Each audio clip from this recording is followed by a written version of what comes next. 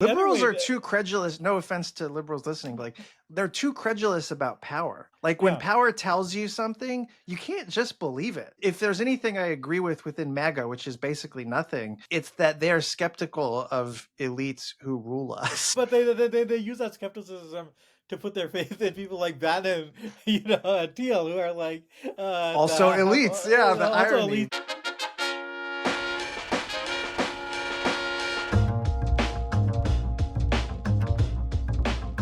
The old world is dying. The new world struggles to be born. Now is the time of monsters. With those words, I welcome you to the Time of Monsters podcast.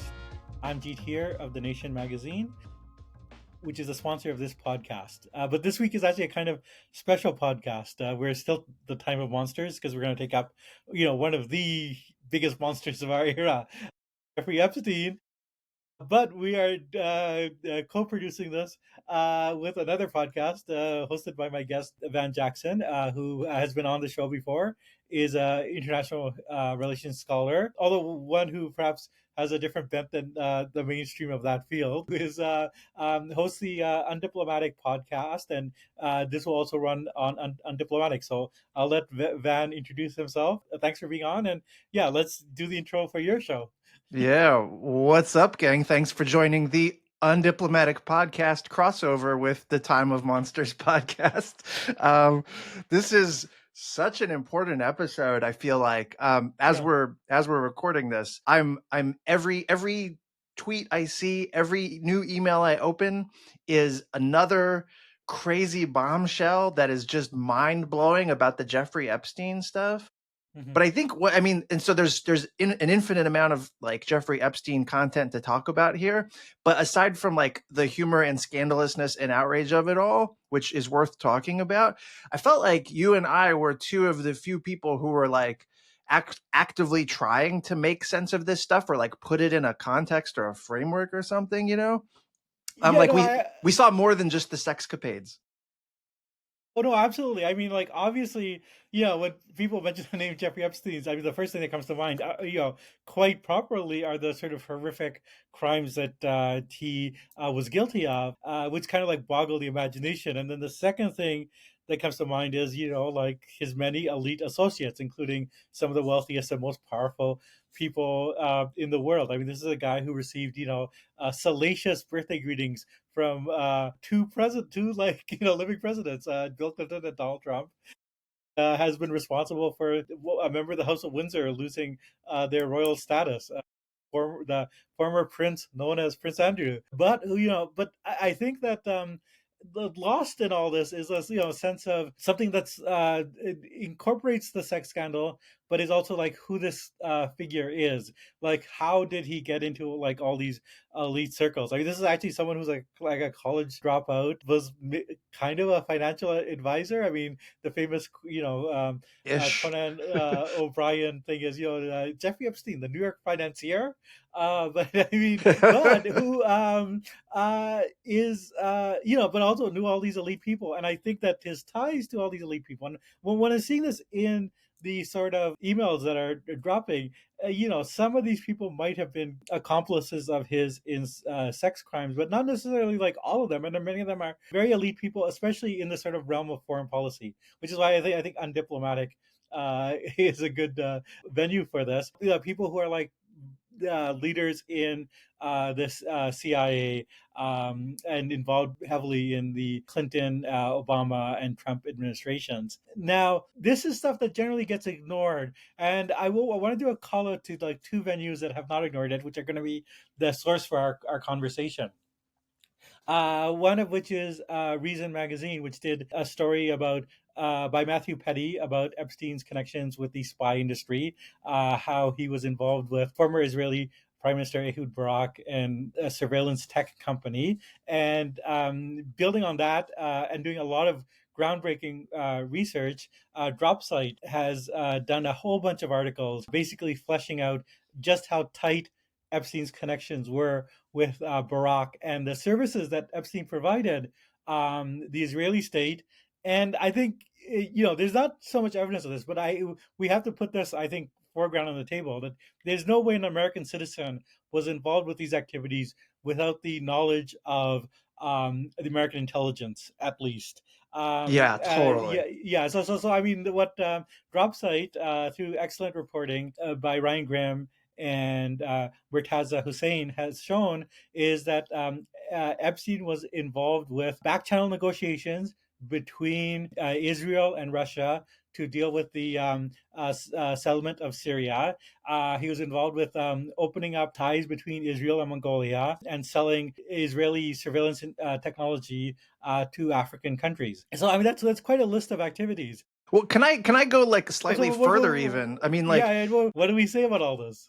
yeah, well, so the like Israeli relationship to like Mongolia and West African countries, they were selling like an Israeli security state in a box, like the tools of repression, soup to nuts, almost like it was an app, like a, plug and play kind of thing, selling that to West African countries, to Mongolia. And this was like the tip of the iceberg. And so there's a way in which Jeffrey Epstein was an arms dealer. We were talking about this before we hit record. But there's much more going on here. And so like the way I had a piece that I wrote about this in the newsletter a few days ago. I characterized him as a geopolitician, which is to me an epithet, but he's trying to, and sort of succeeding in the worst way, trying to manipulate power politics. And what we saw, like my thesis was like Epstein is the embodiment of power politics in neoliberal globalization. Mm-hmm. And that happens to be very corrupt at its core. So this thing that we called like the liberal international order, right? There in Washington, there's like this romantic gloss on what that was. But what that really was agents like Epstein profiteering from world affairs and helping consolidate state control of societies. And so American hegemony imposed a kind of imperialist peace on the world, especially in like Asia. And that imperialist peace was basically peace for rulers, but imperialism for the ruled, like society. And so American hegemony secured ruling class solidarity, basically, but against working class interests. And that sets up like everything that the Nation magazine does, all the progressive politics stuff that we're like part of and we talk about and write about the past decade. All of that stuff, BDS, opposing genocide, eliminating tax havens, free buses, cutting military spending, it's all a threat to the control of rulers over their people. And as rulers have less control, their ruling class solidarity starts to break. And Jeffrey Epstein was one of these guys who was making ruling class solidarity work. And one of the sites of ruling class solidarity happened to be Pedo Island. And, everybody gets to take their turn stabbing Caesar basically by being complicit in like human trafficking. No, absolutely. Yeah, and I think maybe one way to kind of think about this is to sort of like historicize Jeffrey Epstein as a figure of the 1990s. I mean, he seems to have like acquired his sort of like wealth and elite connections at some point Davos, man. in the 80s. Well, that's and but really like starts to like flourish in the sort of end of history moment of the 1990s. And if you look at, I mean, what we're getting is a sort of from some of these documents is a kind of fleshed out view of his politics. And I should say, like, this doesn't necessarily discredit these politics. I mean, obviously, like many totally innocent people hold these politics, but basically, like, if you look at like what Epstein believed in, and why he was so comfortable in the company of people like Bill Clinton and Donald Trump, was that Epstein basically believed what the American ruling class, came to think in the 1990s. He believed in globalization via the Washington Consensus, STEM-dominated education, U.S. military hegemony, especially in the Middle East, with Israel as a very important asset, elite comity, like bringing together people from the center left and the center right with shared vision, the fetishization of the tech industry, very much into like Bitcoin and things like that, and a kind of male-centered sexual liberalism. I mean, like if we That's were one way to like put it.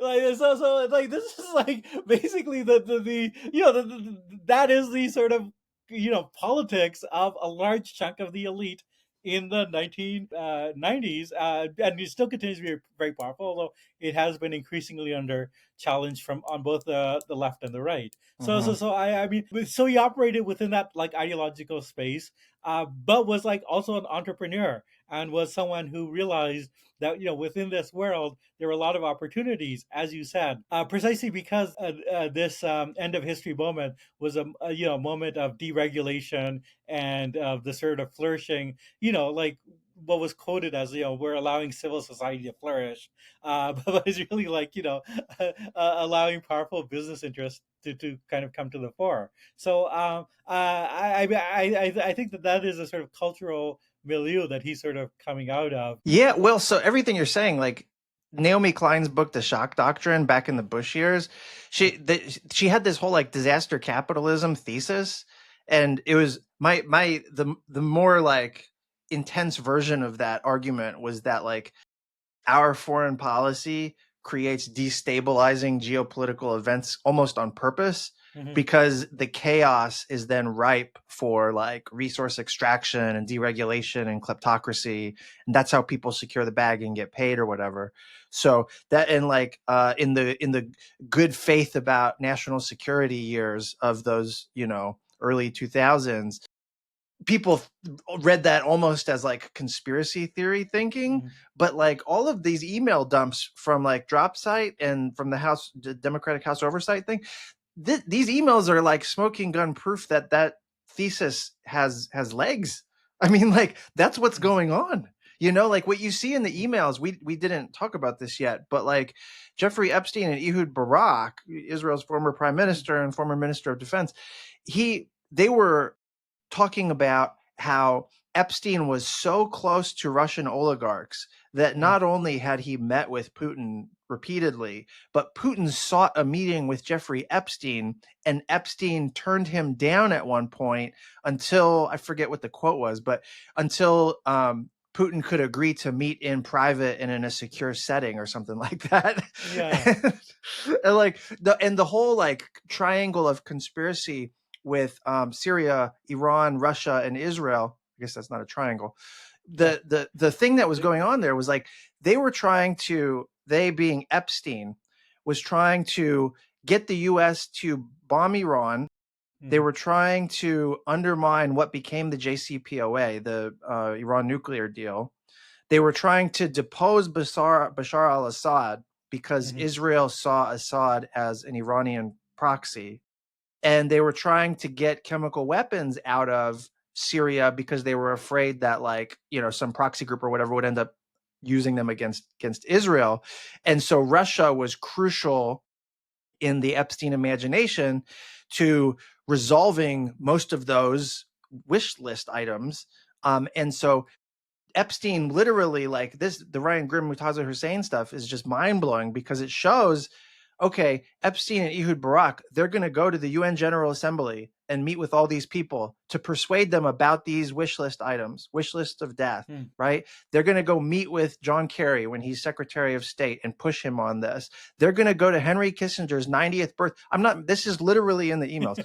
Henry Kissinger's 90th birthday, because they know John Kerry will be there and they know a bunch of so-and-sos from the White House will be there to push them on these agenda items. And then they're literally in the same month going to go to the Kremlin and meet with Russian oligarchs and the Russian foreign minister to get Russia to support deposing Bashar al-Assad. And they don't end up getting Bashar al-Assad removal. They don't get approval for that, but they do get this arrangement of what becomes the Russia-US agreement to like inspect and dispose of Syrian chemical weapons in 2013. Mhm. And just like a very small anecdote here, in 2013, I worked in Obama's Pentagon.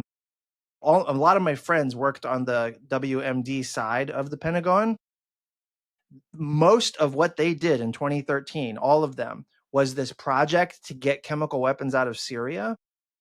So like mission accomplished from the Jeffrey Epstein Yeah. perspective. But like what's crazy about is that from their perspective, from this perspective of the policy technocrat dude who was doing non-proliferation stuff and he thinks he's doing God's work, right? And there's a Yeah. bunch of them in the system. What they were really doing the whole time was serving the agenda of Jeffrey Epstein and Israel, Hmm. who wanted that to happen. And Jeffrey Epstein was the guy pushing on all the right doors to make it happen. And then it happened, Hmm. and it's just wild to think that like you're part of this, national security machinery and you think you're doing stuff on behalf of whatever's going in your imagination about why this is a good thing to do.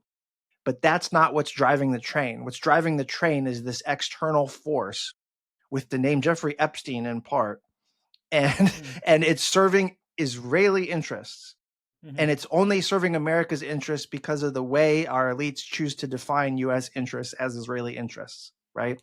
Yeah. Crazy, crazy. No, no, no, no. Absolutely. I mean, I mean, the Russian side of this, I don't, I think maybe we should explore like a little bit more.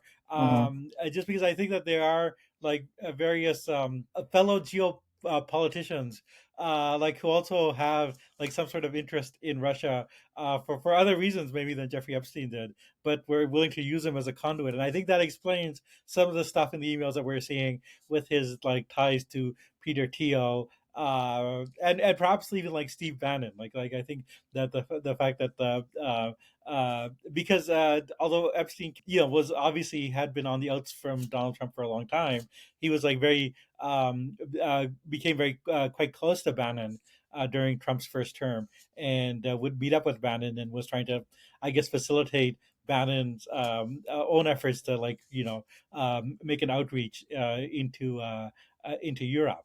So I find that interesting. Like there's like I think these are all like actors with maybe like different overlapping but distinct kind of foreign policy visions, but they can all find uses for each other on occasion.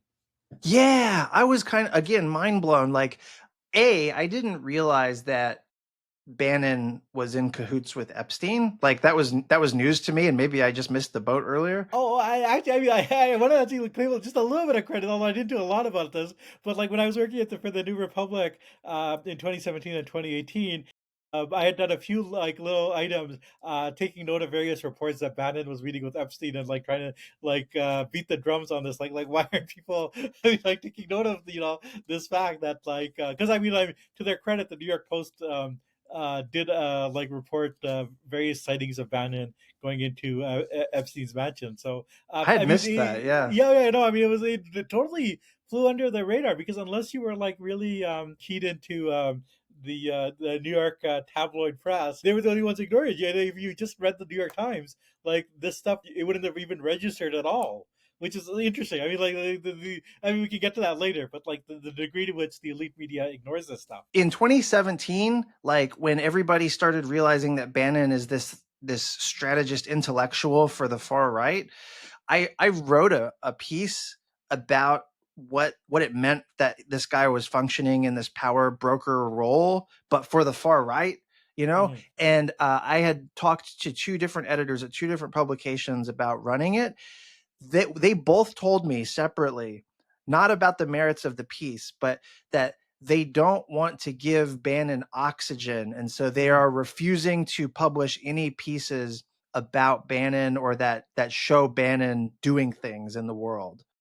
Hmm. They're like, why should we care about Bannon? And I'm like, well, the whole piece is about why we should care about Bannon. What are you talking about? And they're like, well, we know that if we publish it, we're making Bannon out to be an influencer. And I'm like, but he is an influencer. And- So, because there's a president had been a presidential advisor, like he ran yeah. the Trump successful presidency. I mean, that was a kind of very common liberal reaction. I remember, I mean, one can debate the merits of the New Yorker inviting Bannon to their festival and then later Yeah, canceling that's it. a bit rich, but But I was puzzled by people not understanding that, like like this is an inherently newsworthy person, and yeah, ignoring his activities. Which so I mean, so for someone like Ehud Barak, but also Peter Thiel and Steve Bannon, like one of the uses of Jeffrey Epstein is that he can open doors. He can like get you in with figures, with Russian oligarchs, or apparently like with European figures in the case of Steve Bannon. So in some ways, I mean, this shows that the sort of networking aspect of Epstein, the sort of the his famous social life, which included not just like the island, but also like dinner parties, in a Manhattan house residence where he would have. I think Woody Allen described it as you would see like all sorts of people like diplomats and military people and magicians. Uh, and, uh, Dude. yeah, yeah. So but that social life, I mean, that is actually something that he was selling, right? Like he was selling Yes. an ability to connect people. Yeah, 100%. I mean, there's a way in which you could say that like the like so Jeffrey Epstein is a creature that the unipolar moment kind of created. And insofar as that's true, the unipolar moment also kind of accelerated or caused the global far right, because Epstein is this, like Bannon is actively a transnational, actor trying to foment far right governments around the world. And in Trump 1.0, especially, Russia was widely viewed as like the cultural beacon for the global far right Hmm. because of just its right coded politics. And like, so the idea that like Epstein's working with the Gulf monarchies and Eastern European countries and Steve Bannon and Peter Thiel, who's like the key financier for a lot of this stuff, and Russian oligarchs. Like that's like the beating heart, all those characters of the Hmm. global far right. You know what I mean? And Yeah, it's like, I mean, no, absolutely.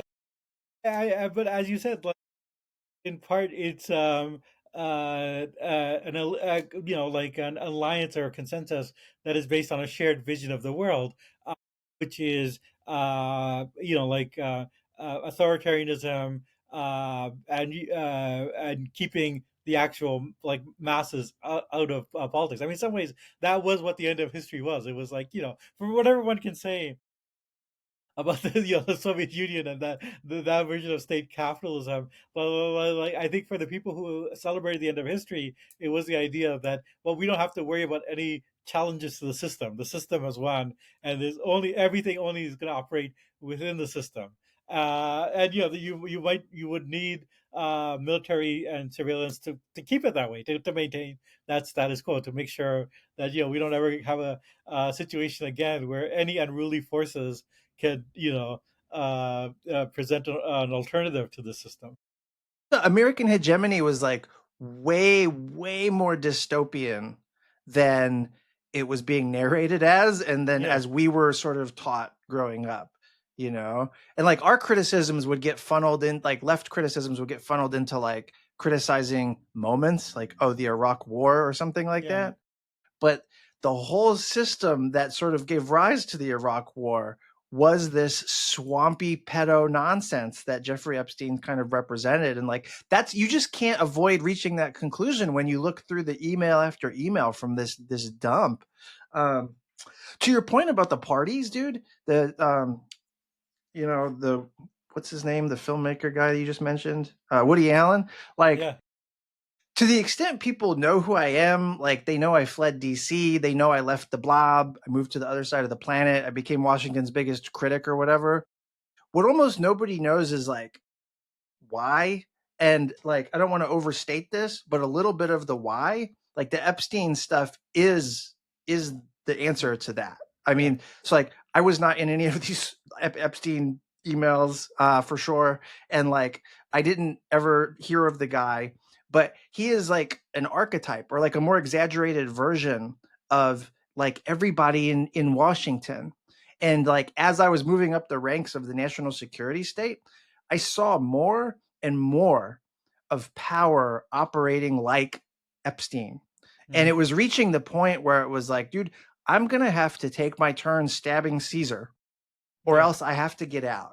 And it was clear that there wasn't going to be a third option at some point. So that was, I mean, that's like, this is like the thing that disturbs me and is so damning, and why I felt the need to even like write about it and even speak about it, is because it's like, this is emblematic of how the system operates. This is not an anomaly. This is not a weird one off or whatever. Although some of this stuff is like comically, flagrant Yeah. and exaggerated. No, no. Yeah. Epstein himself is very exaggerated, but he represents a type, like, Yeah. and of which they're like, more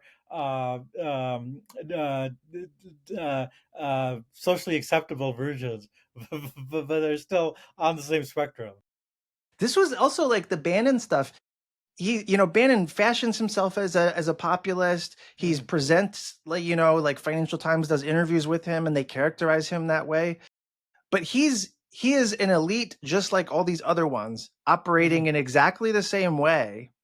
He's just trying to achieve certain policy ends that we would call fascist or whatever, like, but Yeah. he talks in the email as recently as 2018. He's talking to Epstein in this email about using the Fed as like a tool of basically class war, or like, using it against workers. Mhm, And I forget, he calls it like an exquisite tool or a sophisticated tool or something like that, weapon. mhm. But this is like what he's talking about, I think, and nobody's picked up on this, is how we've used the Fed to send billions of dollars to Malay and Argentina, Hmm. right? You're using the Fed to actually bolster a far right government in another country. And Trump is even making that support conditional on the far right government staying in power. And he's like, we'll take all this money back, Yeah. like, Yeah, I know he made an offer to the Argentine voters, like, yeah. like, if you don't want to, not like a recession, like, you better vote for my boy. If you're thinking about it, in terms of like these like kind of like big structures, and like it is useful to think about the far right as a byproduct of this, and is like, like able to exploit some of the contradictions. It is very ironic, but true, that like the people who first promoted the Epstein story were like the people like Bannon. Isn't that weird? Yeah. No, no, but they, because they saw it as a way of neutralizing any sort of like criticism of Trump himself. Like basically, saying like, if you bring up stuff about our guy, we can bring up Epstein. But also, like they're kind of, Bannon. They're both aware of uh, uh, how bad this stuff looks to ordinary people, and are willing to exploit it, even though, like Bannon was, was quite close to Epstein. I was close to Epstein, like, like not in like, the period where people could have plausible deniability. This is, we're talking about like 2017, Post 2018. conviction, yeah. Yeah, post conviction. Yeah. So What can I ask you? You had like 2 weeks before Epstein was, found dead in his cell. You had like before yeah, you had yeah. tweeted out something very prescient. What was that? And like, what was how does this how does your prescience come about here? Well, what had happened was, like, there had been initially a report of like a suicide attempt by Epstein, and that he was like under watch. And there was like a lot of people tweeting, it'd be great if Epstein did kill himself. And I just like tweeted like, well, no, actually, like, like Epstein knows a lot of things about very important people, and that we need his testimony, and that he should be like under very careful watch. And I wrote that 16 days before Epstein ended up dead in his cell. So yeah, I guess kudos to me. But yeah, the You called it. I called it. I called it. Yeah. The uh, but it also seems like, in some ways, the unwillingness of the, the way that the fact that, the paradox that someone like Bannon, and Thiel and all these people like are, they sponsored JD Vance, right? And then Vance was like their guy, and Vance was the guy who was like went on all the podcasts saying, release the Epstein files, and this looks like, the Vance was saying like the reason people believe in Pizzagate is because of Jeffrey Epstein, and he doesn't talk like that anymore.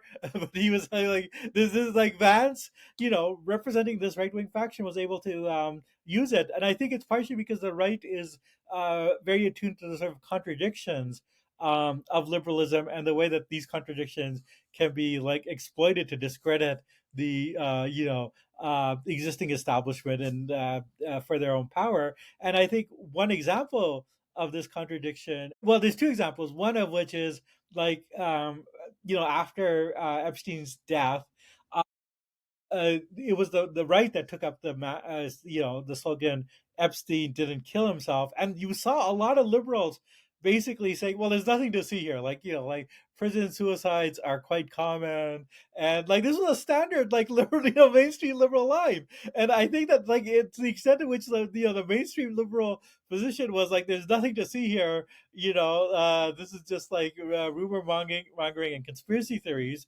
Like that actually does create an opening to the right. But the other Liberals way, are too credulous. No offense to liberals listening, but like they're too credulous about power. Like when yeah, power tells you something, you can't just believe it. And like if there's anything I agree with within MAGA, which is basically nothing, it's that they're skeptical of elites who rule us, yeah, or some of the yeah. But elites but but but, anyway. but they use that skepticism to put their faith in people like Bannon, and Teal, who are like Also have elites, yeah, the also irony. elites. Yeah, yeah, also elites, and then Vance and JD Vance. I mean, Yeah. but the other, I mean, the more recent example of this, which is I think very telling, is like as I mentioned before, there's all this great reporting at Reason and at Dropsite on Epstein's ties to the national security state, but where you will not find publications, but where you will not find any of this reported so far is in the New York Times, in the Washington Post, or on CNN. And there might Can't be imagine why. yeah, yeah, and I mean, there's a couple of things that are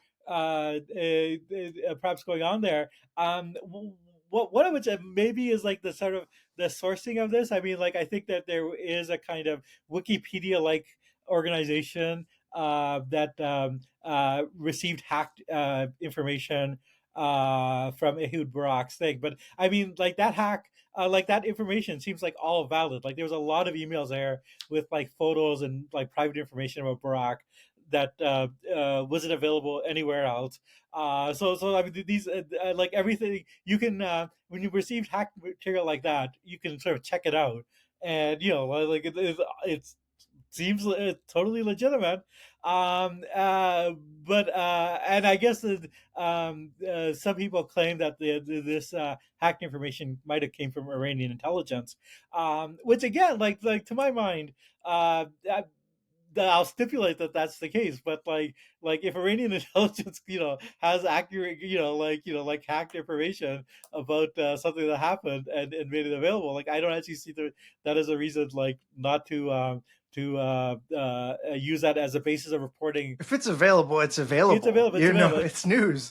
But I mean that. But I mean, but I mean, but yeah, I mean the whole unwillingness of the mainstream media to talk about this, I think it actually does contribute to sort of the far right and to conspiracy theories, and even like I would say in this particular case, sort of like anti-Semitic conspiracy theories, like the idea that. This is all part of like a kind of Jewish cabal. When like Epstein was, like fairly typical member in a lot of ways. Like leaving aside his like crimes, but like in terms of his worldview and his politics, a very typical member of the American elite. But yeah, I'd like your thoughts on like what do we say about like this kind of like weird news blackout? Because I mean, like the drop site has been reporting on this stuff for like a couple of weeks now, and none of this is like reach the mainstream media. Well, it's like the conspiracy theory deepens by the dog that didn't bark. You know what I mean? Yeah. Like once this information's out and it's so damning, and yet they find it still unnewsworthy, that's not credible anymore. Hmm. That justification doesn't hold water at this point. And the what the some of the emails show is that like CNN, Donna Brazil, Hmm. some reporters at the New York Times, they are also in touch with Epstein, Yeah. also backdooring information to him, Hmm. previewing things. And so it's like mainstream media, I'm sure there's lots of like good, normal people who just have honest politics in mainstream media. But there are lots of people in mainstream media who do not fit that description. Hmm. Like some of them are named. Yeah. Like this is one of the things in the Epstein geopolitics post I did for the newsletter. I walked through some of this from the drop site news reporting, which is that like Richard Clark, the cybersecurity czar, Yeah. Leon Panetta, who was my boss in Obama's Pentagon, like Jeremy Bash, who was Leon Panetta's chief of staff, like all these guys, Bill Burns, who was Obama's like ambassador to Russia, like a who's who of Democratic Party national security people, Hmm. a who's who was also in the Epstein files, was also colluding, sharing information, changing policies based on consultations with Epstein. Hmm. That, those people are the best and the brightest who give pull quotes to the New York Times, who are Hmm. interviewed by the New York. I'm not focusing on just New York Times, but like Yeah. mainstream media. They're the ones who go on MSNBC and CNN and all that.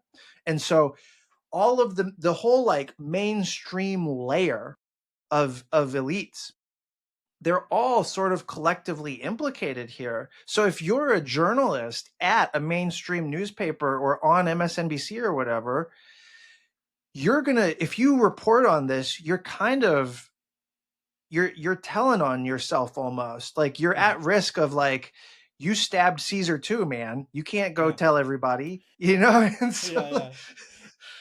No, no, yeah, I think that's right. I mean, in particular, yeah, it is a case that like some of the behavior of the journalist, and I'll mention like one particular name because he made a lot of money from an anti-Trump book.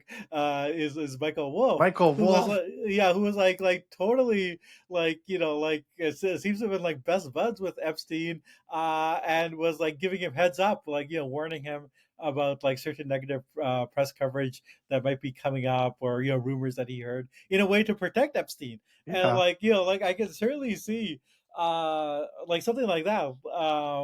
It does not do any credit to the media. And like obviously like there's going to be a partisan lens. A lot of this is news because Donald Trump is president, and um he is very much was very much connected with Epstein, and the stuff that we've has come out has been very disturbing. But I mean, like, I think we would be amiss if we didn't acknowledge that like this actually implicates a far wider spectrum of people than just Donald Trump. Across both political parties, like it is a it's not a Donald Trump scandal. It's like an American political elite scandal. Of which Trump is a part. Yeah. Yeah, which Trump is a Like, part. Yeah, and that's why the partisan lens really doesn't work, you know. We didn't even mention Larry Summers, who yeah, is king of Turd Mountain. I mean, like, just comes across as an I've written before, like years ago, before I knew about the Epstein stuff, that he was just like, he had awful views about everything. yeah, yeah, Um, and like Yanis Varoufakis had this giant memoir that he wrote after he was like Greek finance minister or whatever. And Giannis is like good guy, good politics, friend of the pod type person. And in the memoir, though, he opens it up with an anecdote about a conversation he had with Larry Summers the first time he goes to Washington. And can I read this out real quick? yeah. Of course, yeah. So, No, please. It's very relevant. Yeah, yeah. so this is from Giannis's memoir. Larry Summers says to him, "There are two kinds of politicians," he said, "insiders and outsiders. The outsiders prioritize their freedom to speak their version of the truth. The price of their freedom is that they are ignored by the insiders who make the important decisions. The insiders, for their part, follow a sacrosanct rule. Never turn against other insiders and never talk to outsiders about what insiders say or do. Their reward? Access to information and a chance, though no guarantee, of influencing powerful people and outcomes." With that, Summers arrived at his question. "So, Giannis," he said, Which of the two are you? It has Yeah, no, I so mean, much more flavor in light of all these emails. yeah, no, absolutely, absolutely, yeah, yeah, yeah. No, I will mention. I mean, I mean, like Summers' relationship with Epstein had been known like for a long time, but what the newer revelations fleshed out, which I hadn't fully been cognizant of, it was that like he was in communication with Epstein, like on the year that Epstein died, like within months of like Epstein, very late. Um, and he's has a lot of like very friendly sociable things where like he's asking for he's a married man whatever, but he's asking for advice on like various women that he's or a woman that he's romantically interested in, and asking Jeffrey Epstein like which is like and making comments about I don't know if people quite caught this, but he had this comment like, "Oh, I told him, like women have half the intelligence of the world." I didn't mention that women are more than 51% of the population, which is like a sly way of saying like well actually Yeah, women are women are stupider than men, stupid. Yeah. which is what like Larry what Summers actually believes, because when he was president of Harvard he would go into like long discourses about how women didn't have quite the IQ for in math that men do. What? Oh yeah, no, this is a famous like this is one of Uh, the causes for him to when he was forced out of being president of Harvard. But and also like trying to get Epstein to secure money for his wife. Her project. She's a English professor at Harvard, and her project of like filming various people reading poetry to make sure that like the money like is stays in her hands and is not has to be divvied up with Harvard. Sort of financial yeah. advice of that sort. And then she herself, like wants to suggest to Epstein various books about men that like are influenced by contact with young girls, including Vladimir Nabokov's Lolita, and Lolita, which is like, yeah. yeah, yeah, yeah. It's just, like, the whole thing is like really, uh, You uh, couldn't write this. I yeah, mean, yeah, no, no, it's no, no. It's just like, it's actually like I started off with not a very high opinion of Larry Summers, but I actually thought like I really I wasn't expecting it to be this bad. Yeah, like I was super late to feminism, and like just as a worldview or like a mode of analysis, and like one there's many reasons for that. One of the reasons for that is because my contact with feminism, like initially when I was in the national security state, it came in the form of this like agenda that was called Women, Peace, and Security, so hmm WPS. And every dude that I knew who was like involved in WPS, and they would go to these like feminist conferences where they would get on a stage and talk about inclusion and all these things and diversity. The specific dudes that I knew who were doing that were the scumbaggiest people on earth. Like they were pure hypocrites, like misogynists. They would yeah, go to Thailand and then, do human trafficking stuff. Like it was the worst, lowest bottom of the barrel type like people.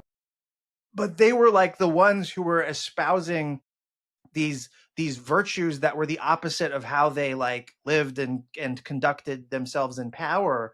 And so the hypocrisy of it made it such a farce to me, and I'm like, why are like other feminists, like real feminists, going along with this? Like what is the deal?